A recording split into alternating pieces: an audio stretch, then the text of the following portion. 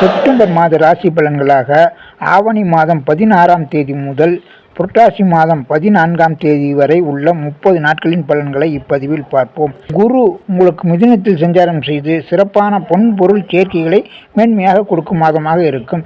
மேலும் சுப காரியங்கள் அனைத்தும் நிறைவேறும். குருவின் பார்வை பலத்தின் மூலமும் குரு பலத்தாலும் சிறப்பு பலன்கள் கிடைத்திடும். மேலும் இந்த மாதத்தில் செவ்வாயும் சுக்கிரனின் வீட்டில் குருவின் பார்வையில் குருமங்கள யோகத்தில் சஞ்சாரம் செய்கிறார்.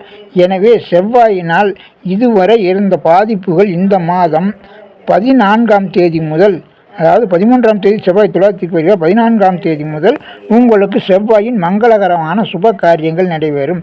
அதாவது செவ்வாயின் காரகத்துவ ரீதியான பூமி, கட்டிடம், இயந்திரம், மருத்துவம், விளையாட்டு, காவல்துறை போன்ற துறைகளில் இருந்தவர்களுக்கு தொழிலில் இருந்த தடைகள், தாமதங்கள், திருப்தி இல்லாத நிலைகள் மாறி இந்த மாதத்தில் சிறப்பான நற்பலன்கள் கிடைத்திடும். மேஷம் ராசிக்கு செப்டம்பர் மாதம் 7ஆம் தேதி கும்பம் ராசியில் சஞ்சாரம் செய்யும் நாட்களும், 11ஆம் தேதி சந்திரன் மேஷம் ராசியில் சஞ்சாரம் செய்யும் நாட்களும், 15, 16, 17, 18 மிதுனம் கடகம் ராசியில் சந்திரன் சஞ்சாரம் செய்யும் நாட்களும், 24, 25, 26, 27, 28 ஆகிய துலாம் விருச்சிகம் ராசிகளில் சந்திரன் சஞ்சாரம் செய்யும் நாட்களும் சந்திராபலம் உள்ள நாட்களாகும்.